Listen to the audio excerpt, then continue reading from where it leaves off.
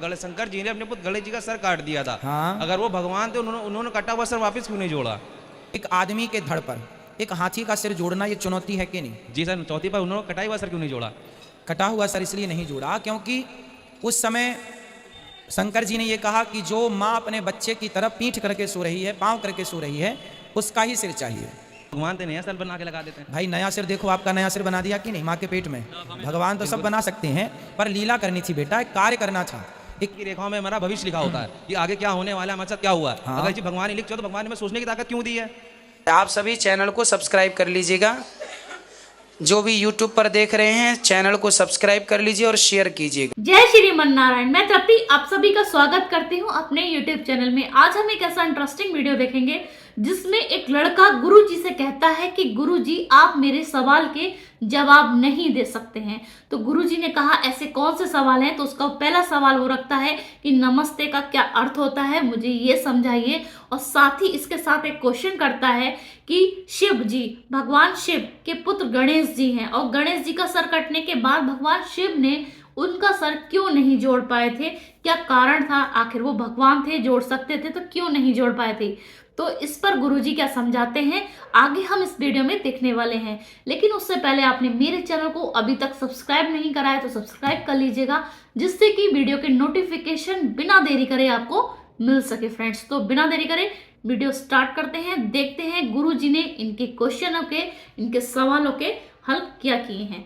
को राम राम है। राम राम। गुरुजी मेरा नाम अनिल है सर, मैं कानपुर से आया हूँ। तो सर मेरा कपड़ों का काम है, तो कुछ गैर लोगों के सब मतलब मीटिंग चल रही थी, तो उसमें कुछ उन्होंने कुछ सवाल किए, मतलब मेरे पास जवाब भी नहीं था। एक डॉक्टर साहब आए थे, वो भी खड़े हुए थे हमारे साथ ही। उनसे उन्होंने पूछा नमस्ते का मतलब क्या होता सर? तो मुझे तो नहीं मालूम था। उन्होंने कहा मुझे भी नहीं मालूम। बहुत से लोग वहाँ खड़े थे, उन्होंने कहा मुझे भी नहीं मालूम। हमने साहब लोग बोलते नमस्ते यानी कि उनका आदर करना, तो मुझे भी नहीं मालूम। तो मैंने कहा कि हो सकता है शायद ऐसा हो। तो उन्होंने कहा नमस्ते मतलब ये होता है कि नमा माने कि मतलब कि झुकना, अस्ते यानी कि ईश्वर किसी गैर के आगे मत झुकना है। इसका मतलब नमस्ते होता है कि ईश्वर के आगे झुकना, किसी गैर के आगे नहीं, यानी हर किसी से नमस्ते नहीं करना चाहिए।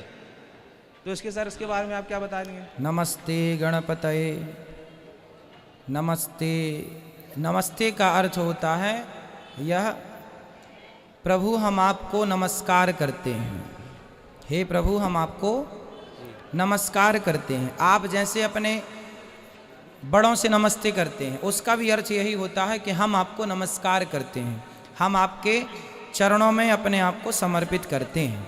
अपने से श्रेष्ठों को आप नमस्ते मीन्स प्रणाम मीन्स नमस्कार कर सकते हैं। तो भगवान को भी प्रणाम कर सकते हैं, माता पिता को भी प्रणाम कर सकते हैं, गुरुजनों को प्रणाम कर सकते हैं, बड़ों को प्रणाम कर सकते हैं। सिर्फ भगवान को प्रणाम करें और किसी को नहीं।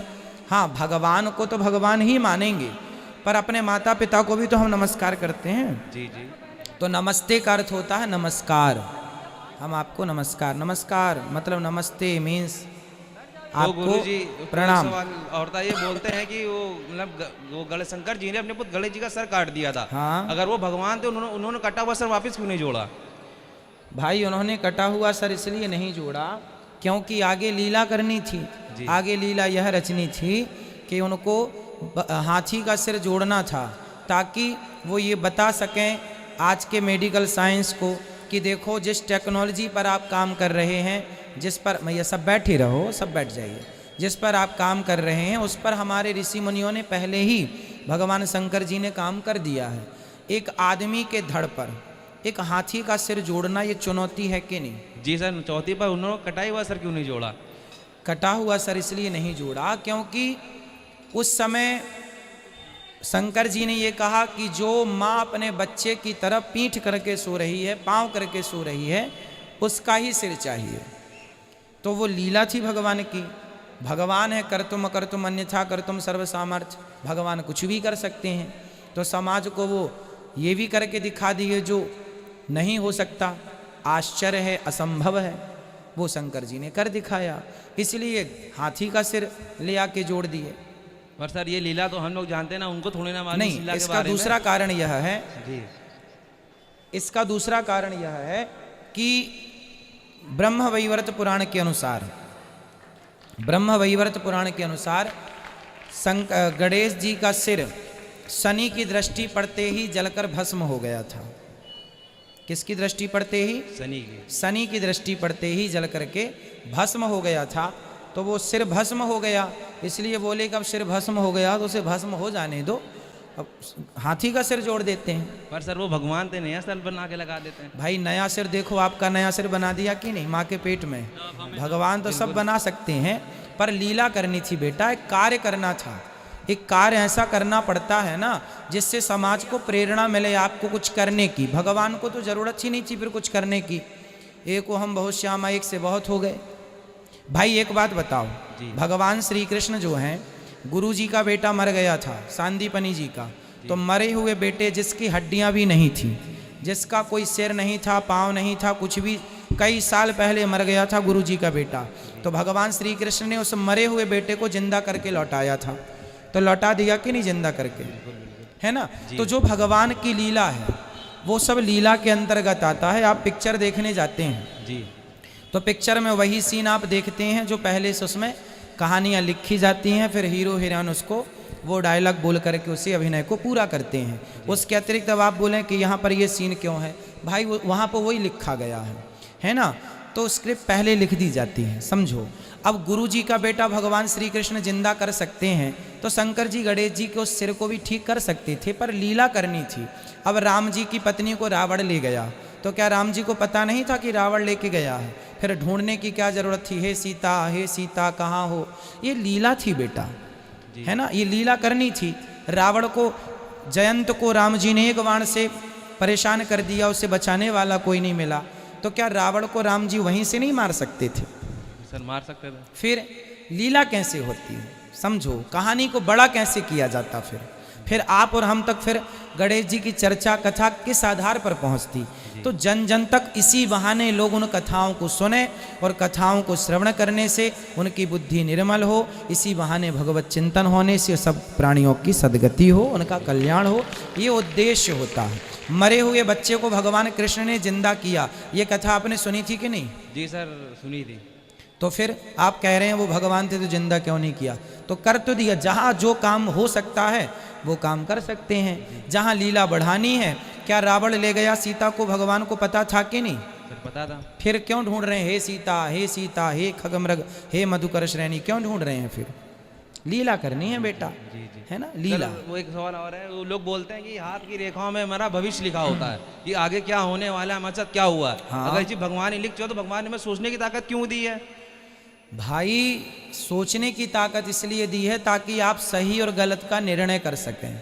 आपके सामने दो रास्ते हैं, एक सही रास्ता है, एक गलत रास्ता है। शराब रखी है और दूध रखा है, अब क्या पीना है ये तो भगवान ने आपको बुद्धिमान बना करके, विवेकशील बना करके आपको स्वतंत्र कर दिया है।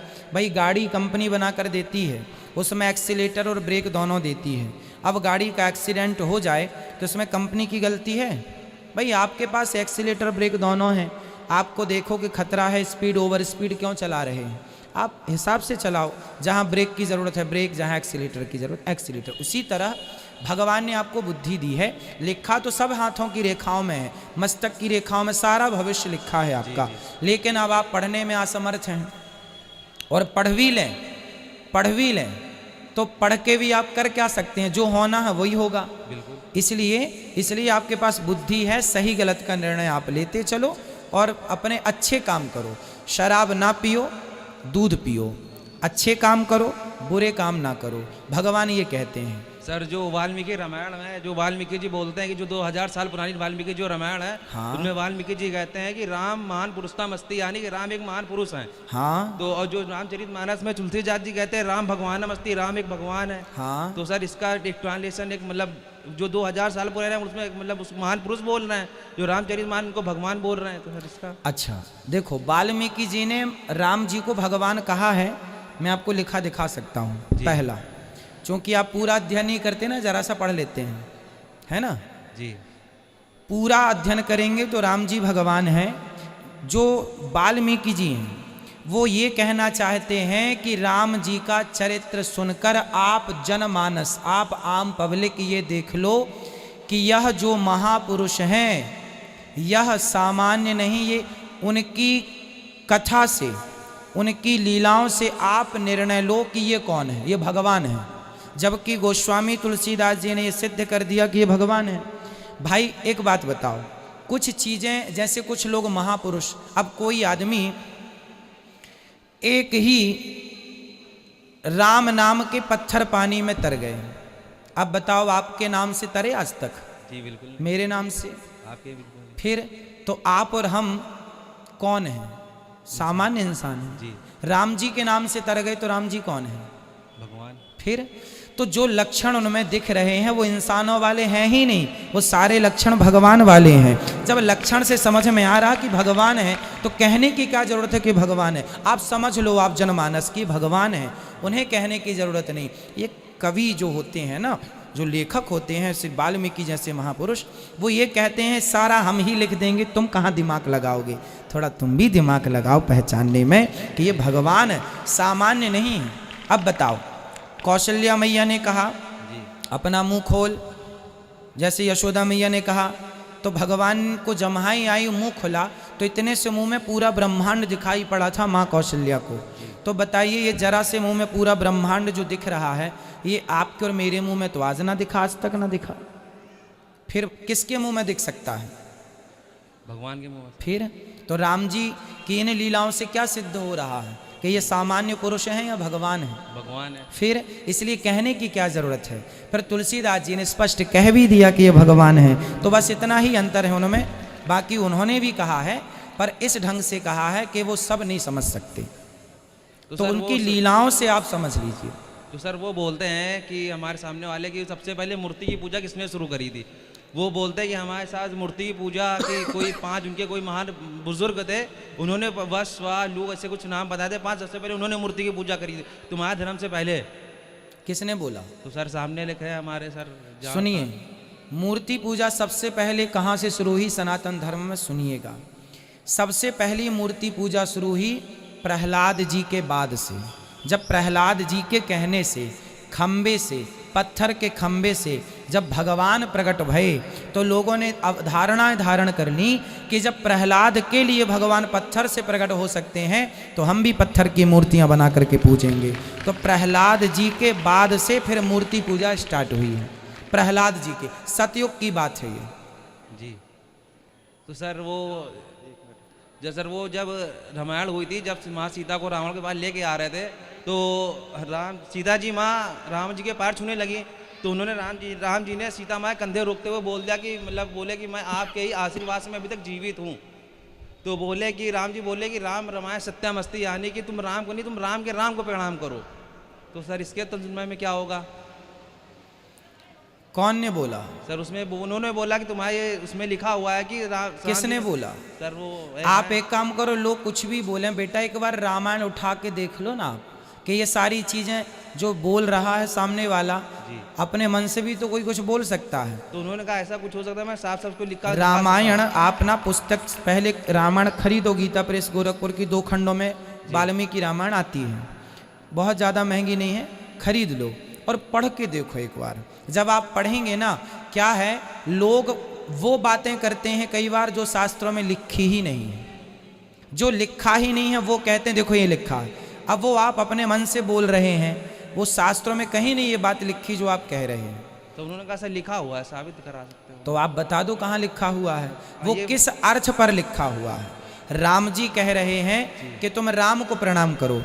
अच्छा अभी अंदर सुनो जी, सुनो, मैं आपको बता दूं, रावण के यहाँ से जब माता सीता आई तब की ये बात है ना, आप कह रहे हैं। जी, जी। अब सुनो, वो बात इसलिए कह रहे हैं कि जो सीता को रावण चुरा कर ले गया था वह सीता अलग थी, जी, और असली सीता जो थी वह अग्नि में वास कर रही थी। आपको पता है रावण ने जिन सीता का हरण किया है वह असली सीता नहीं थी, वह छाया सीता थी। ये बात पता है? जी। और जिनको रावण ने चुराया वो सीता थी वेदवती। कौन सीता थी वो? वेदवती। वेदवती। तो जो वेदवती थी वो भगवान को पति के रूप में चाहती थी। समझो, वो किसको पति के रूप में चाहती थी? भगवान को। उन्होंने 10,000 वर्षों तक तपस्या की कि मुझे भगवान पति के रूप में प्राप्त हों। फिर एक बार रावण ने वेदवती की तपस्या भंग की तो वेदवती ने रावण को श्राप दिया कि मेरे कारण तुम्हारा सर्वनाश होगा। इसलिए उनको उस समय के लिए राम जी ने माता सीता बनाया। असली सीता अग्नि में प्रवेश करा दी और छाया सीता वेदवती के रूप में रावण लेके गया। और जब रावण से वापस सीता जी आई तो राम जी ने कहा कि तुम हमें स्पर्श ना करो, तुम अपने राम को स्मरण करो, क्योंकि अपने राम मतलब अपने परमेश्वर, जिस परमेश्वर का तुम ध्यान कर रही थी पति के रूप में, मैं अभी वही राम बन के आया हूँ, पर मैं बुक हूँ, मीन्स मैं सीता का पति हूँ, और तुम्हें अभी उसी नारायण का ध्यान करना चाहिए, उसी राम का ध्यान करना चाहिए। अगली बार फिर मैं तुम्हारा पति बनूंगा। अबे टमाई के लिए रहने दो उसको, ठीक है। तो वहां पर ये जो बात कही गई है तो राम जी ने इस आधार पर कही होगी बात कि तुम्हारे पति तो अभी तुम नारायण की उपासना, नारायण को पति के रूप में चाहती हो, पर मैं तो राम बन के आ गया हूं ना नारायण, पर मैं अभी सीता के लिए बुक हूं, मतलब एक ही पत्नी व्रता हूं मैं, अगली बार तुम्हारा पति बनूंगा। तो वही वेदवती इस जन्म में कलयुग में भगवान श्रीनिवास के रूप में भगवान तिरुपति बालाजी प्रकट भये और उनकी पत्नी बन करके वही वेदवती आज पद्मावती के नाम से जानी जाती है इस कलयुग में। जी धन्यवाद जी। आपने यहाँ पर देखा कि गुरुजी ने इनके एक एक क्वेश्चन का जवाब बखूबी दिया। शायद इस लड़के को समझ में भी आया होगा और आपको भी और हमें भी समझ में भी आया। अगर आपकी कोई क्वेरी है तो आप उसे क्लियर कर सकते हैं, या आपके मन में कोई डाउट हो तो भी आप उसे क्लियर कर सकते हैं। आज आपको ये वीडियो कैसी लगी आप मुझे कमेंट सेक्शन में बताना ना भूलिएगा। इसी तरीके की वीडियो के साथ मैं फिर हाजिर होंगी, तब तक के लिए जय श्रीमन नारायण।